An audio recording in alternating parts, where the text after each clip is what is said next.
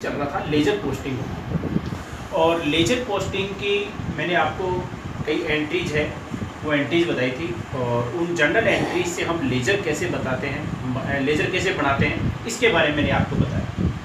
तो एंट्री से, single entry से या कंबाइंड एंट्रियाँ होती है, उनसे हम लेजर कैसे तैयार करते हैं, इसके बारे में मैंने आपको क्या है 2-3 ऐसे क्वेश्चन हैं वो सॉल्व करके बताए हैं।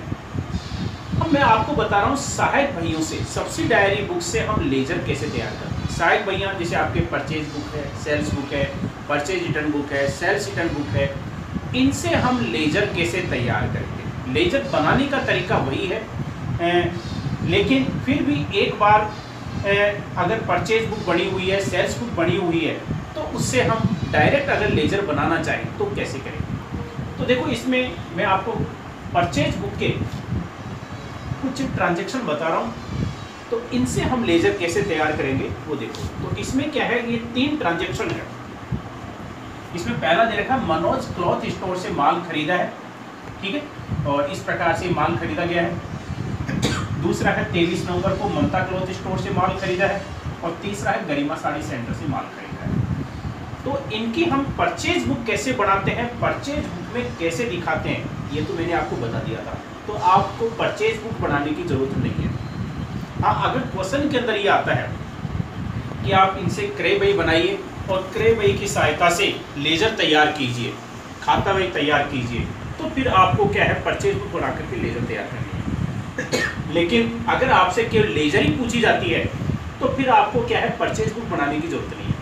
तो परचेज बुक कैसे बनाते हैं ये मैं आपको बता चुका हूँ, तो परचेज बुक के बारे में नहीं बता रहा, मैं आपको डायरेक्ट इसकी एंट्री बता रहा हूँ कि अगर इसकी हम सिंपल एंट्री करते हैं तो कैसे करते हैं, फिर हम उससे लेजर तैयार कर लेंगे। जैसे सबसे पहले देखो आपके मनोज क्लॉथ स्टोर से माल खरीदा, तो पहले इनका टोटल अमाउंट कितना होता है ये देख लो।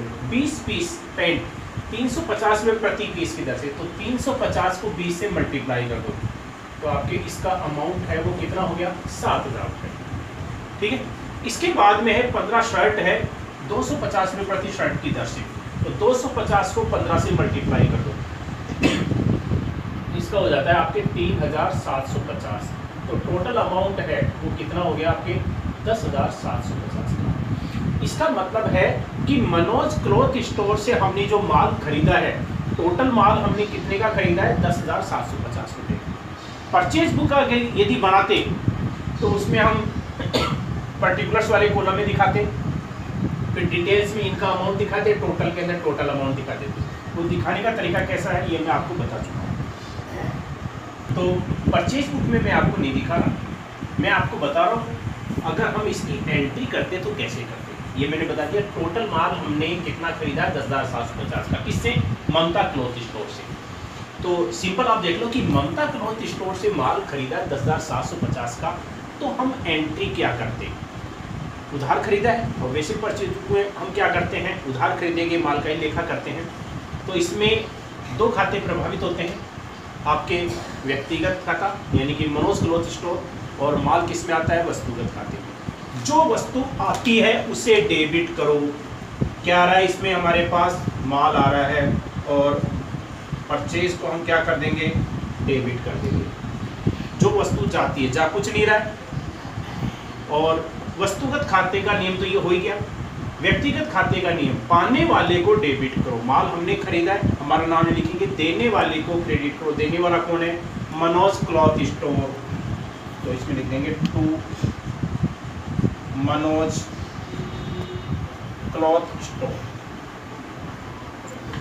तो टोटल माल कितने का खरीदा है 10,750, बस ये एंट्री हो जाएगी। अगर हम सिंपल एंट्री करते परचेज बुक में तो हम उसी प्रकार से दिखाते हैं जैसे मैंने आपको बताया था, लेकिन अगर इसकी सिंपल एंट्री करते हैं, जनरल एंट्री करते हैं, तो ये हो जाएगी purchase account DR to Manoj cloth store, ठीक है। इसके बाद में दूसरा देखो, 23 नवंबर को ममता क्लॉथ स्टोर से खरीदा है 25 मीटर शर्टिंग दर 250 रुपये प्रति मीटर, तो 200 को 25 से मल्टीप्लाई कर दो, कितना हो गया आपके 5,000। लेकिन इसमें व्यापारी पट्टा हो रहा है, तो व्यापारी पट्टा माल के मूल्य में से कम कर दिया जाता है, तो 5,000 का 5% कितना होता है 250 रुपये, तो 250 रुपये कम कर दो, कितना आ गया 4,750 रुपये। इसका मतलब है कि ममता क्लॉथ स्टोर से हमने जो माल खरीदा है वो कितने का खरीदा है, 4750 रुपये का खरीदा है। तो परचेज बुक में तो दिखाने का तरीका अपना वैसा ही रहेगा। अगर इसकी सिंपल एंट्री अगर करते हैं तो कैसे करेंगे, अगर आपको एक क्वेश्चन पूछा जाता है तो आपको एंट्री करने की जरूरत नहीं है, डायरेक्ट आप कर सकते हो कि ध्यान रहेगा कि इसकी एंट्री ये होती है, लेकिन मैं आपको एंट्री करके बता रहा हूँ। तो ममता क्लॉथ स्टोर्स, इसमें वही दो खाते प्रभावित हो रहे हैं, व्यक्तिगत और वस्तुगत। माल खरीदा है, परचेज सब में डेबिट होगा क्योंकि माल आ रहा है, उधार खरीदा है। जो वस्तु आती है उसे डेबिट करो, तो परचेज को हम डेबिट कर देंगे। जो वस्तु जाती है उसे क्रेडिट करो, जा कुछ नहीं रहा है। व्यक्तिगत खाते का नियम, पाने वाले तो हम नाम नहीं लिखेंगे, देने वाले का क्रेडिट करो। देने वाला कौन है, ममता क्लॉथ स्टोर। तो ममता क्लॉथ स्टोर कितने का खरीदा है, 4750 रुपए का। ठीक है, ये एंट्री हो गई इसकी। तो ये थी आपके नवंबर 7 और ये था आपके नवंबर 23। ठीक है, अब देखो इसके बाद में तीसरी, गरिमा साड़ी सेंटर से माल खरीदा। वही तरीका है, 10 साड़ियाँ हैं, सिर्फ दर 1800 रुपये प्रति साड़ी। 1800 को 10 से मल्टीप्लाई कर दो, टोटल अमाउंट कितना हो गया, 18,000। व्यापारी पट्टा है तो 10% यानी कि 1800 रुपये कम कर दो, कितना आ गया आपके 16,200। इसका मतलब है कि हमने गरिमा साड़ी सेंटर से जो माल खरीदा है एक्चुअल में कितने का खरीदा है, 16,200 का, क्योंकि व्यापारी पट्टा इसमें से कम हो जाएगा। तब 16,200 का माल खरीदा तो एंट्री भी हम 16,200 से ही करेंगे। तो 16,200 रुपये से इसकी एंट्री देख लो। एंट्री वही दो खाते प्रभावित हो रहे हैं, माल आ रहा है और देने वाला कौन है, गरिमा साड़ी सेंटर। तो इसमें भी आपकी वही एंट्री हो जाएगी। परचेज अकाउंट ईयर टू गरिमा साड़ी सेंटर, 16,200 रुपये का। तो 16,200 रुपये से ये एंट्री कर देंगे और इसका हो गया आपके नवंबर 28। ठीक है, ये हो गई आपके 3 एंट्री। परचेज बुक में तो दिखाने का तरीका वैसा ही था, सिंपल उसमें दिखाना है कि रोड कुछ नहीं है। मैं आपको लेजर पोस्टिंग बता रहा हूँ तो इसलिए मैंने आपको तीनों की इनकी एंट्रीज बता दी। जर्नल एंट्री कर ली तीनों की। अब इस जर्नल एंट्री से हम लेजर कैसे तैयार करेंगे वो देखो। मैंने आपको परचेज बुक के कुछ ट्रांजेक्शन बताए थे और परचेज बुक से हम जर्नल एंट्री बना करके फिर हम लेजर कैसे तैयार करेंगे वो मैं आपको बता रहा हूँ। तो जर्नल एंट्री मैंने आपको बताई है, जर्नल एंट्री आपको करने की ज़रूरत नहीं है, लेकिन ये समझाने के लिए कि अगर उसकी एंट्री होती तो ये होती। डायरेक्ट हम परचेज बुक से हम लेजर बना सकते हैं क्योंकि उसे माल जिससे भी खरीदा है उसकी वही एंट्री होती है। उसमें परचेज हमेशा डेबिट होता है। किसी भी व्यक्ति से, किसी भी संस्था से माल खरीदा गया हो, परचेज को हम डेबिट करेंगे और उसमें जो भी व्यक्ति या संस्था उसको क्रेडिट करेंगे। तो इस प्रकार से अलग अलग एंट्री होती है। तो इस प्रकार से मैंने एंट्रीज बताई है। अगर हम इससे लेजर तैयार करते हैं तो देखो कैसे करेंगे। अब देखो पहली एंट्री में आपके 2 लेजर है, एक परचेज अकाउंट और एक मनोज क्लॉथ स्टोर। दूसरी एंट्री है उसमें भी आपके परचेज अकाउंट और दूसरा अकाउंट है ममता क्लॉथ स्टोर। और तीसरी जो एंट्री है उसमें भी 2 लेजर है, परचेज अकाउंट और गरिमा साड़ी सेंटर।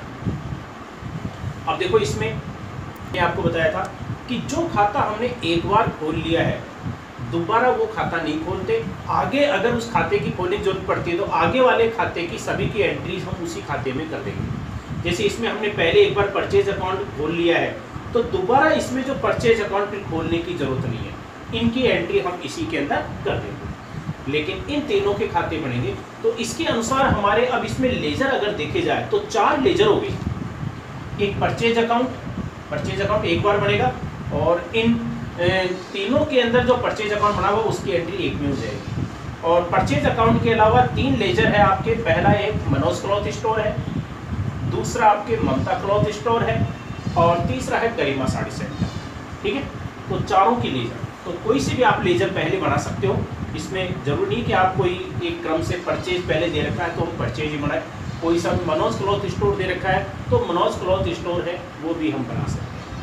ठीक है, तो जैसे मैं आपको पहली न बता करके दूसरा लेजर बता देता हूँ, क्योंकि पहली एंट्री के अनुसार दो लेजर है, परचेज अकाउंट और मनोज क्लॉथ स्टोर। तो पहले मनोज क्लॉथ स्टोर है वो मैं बना लेता हूँ इसका अकाउंट। तो लेजर का नाम है आपके मनोज क्लॉथ स्टोर, ठीक है।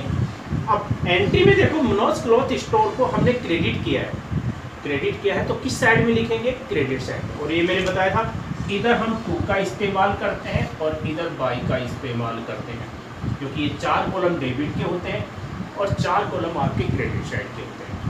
तो मनोज क्लॉथ स्टोर को हमने क्रेडिट किया, क्रेडिट साइड में नाम लिखेंगे, विपरीत पक्ष का नाम किसका आ जाएगा? परचेज अकाउंट का। तो बाई परचेज अकाउंट। और कितने का माल खरीदा? 10,750 रुपये का, 10,750 रुपये का आ जाएगा। डेट आ जाएगी आपके नवंबर 7, ठीक है। मनोज क्लॉथ स्टोर हो गया। अब परचेज अकाउंट हमने पहले नहीं खोला है तो उसको फिर लास्ट में बढ़ाना पड़ेगा, या तो परचेज अकाउंट पहले, क्योंकि इन सब में परचेज अकाउंट है, तो पहले हम और लेजर बना लेते हैं, पहले कोई सी बना सकते हैं। दूसरी वाली एंट्री के अनुसार 2 लेजर है, तो परचेज अकाउंट तो हम एक ही बार बनाएंगे। दूसरा लेजर है ममता क्लॉथ स्टोर, तो इसमें फिर ऊपर लेजर का जो नाम है वो हम लिख देंगे, ममता क्लॉथ स्टोर। अब देखो इस एंट्री में भी ममता क्लॉथ स्टोर को हमने क्रेडिट किया है, तो किस पक्ष में लिखेंगे? क्रेडिट पक्ष में, लेकिन नाम किसका आ जाएगा? परचेज अकाउंट का।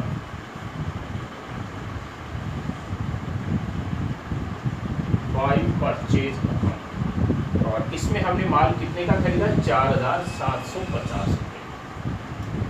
डेट आ जाएगी आपके नवंबर 23,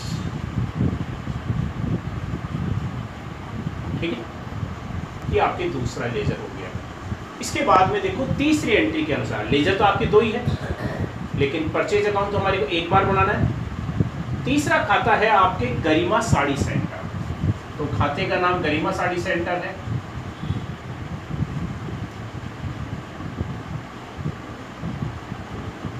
तो गरिमा साड़ी सेंटर, देखो एंट्री में हमने गरिमा साड़ी सेंटर को क्रेडिट किया है, तो किस पक्ष में लिखेंगे? क्रेडिट पक्ष में, लेकिन नाम किसका आ जाएगा? परचेज का। तो ये आपकी बाई परचेज अकाउंट। और कितने का माल खरीदा? 16,200, ठीक है। क्या जाएगा आपके नवंबर 28। तो आपके ये 3 लेजर हो गए। अब आपके एक ही लेजर बचा है, परचेज अकाउंट, क्योंकि परचेज अकाउंट तीनों एंट्री में था तो एक ही बार बनाना है। तो अब परचेज अकाउंट है वो देख लो इसमें।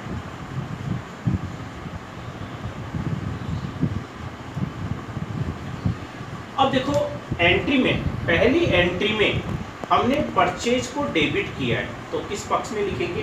डेबिट पक्ष में, ठीक है। लेकिन इसमें देखो आपके 3 एंट्रीज हैं, 3 एंट्रीज है, तो अब इसमें 2 तरीके हैं करने के कि परचेज हमने जो माल खरीदा है, टोटल माल कितना खरीदा है, 3 संस्थाओं से हमने खरीदा है। एक तरीका तो ये है, कैसे? देखो पहले हमने मनोज क्लॉथ स्टोर से खरीदा 10,750 रुपये का माल। इसके बाद में ममता क्लॉथ स्टोर से खरीदा है 4,750 रुपये का माल। और गरिमा साड़ी सेंटर से खरीदा है 16,200 रुपये का। तो टोटल माल हमने कितना खरीदा, इसका टोटल कर लो आपके। तो देखो हमने तीनों संस्थाओं से जो टोटल माल खरीदा है, कितने का खरीदा? 31,700 का। परचेज बुक बनाते हैं तो उसमें हम लिखते हैं परचेज बुक में परचेज अकाउंट DR, तो टोटल माल 31,700 का खरीदा है। तो इसके डेबिट साइड में हम इस प्रकार से लिख सकते हैं, to sundries as per purchase book कितना? 31,700। यानी कि अलग अलग संस्थाओं के नाम लिखने की जरूरत नहीं है, एक साथ टोटल माल हमने इतना खरीदा है तो हम लिखेंगे to sundries as per purchase, ठीक है। एक तरीका तो आपके ये है। दूसरा तरीका, दूसरे तरीके में हम क्या करेंगे? तीनों संस्थाओं के हमने जो माल खरीदे अलग अलग डेट वाइज, तीनों से हमने खरीदा है तो तीनों का इसमें अलग अलग नाम लिखना पड़ेगा। तो दूसरा तरीका कौन सा है?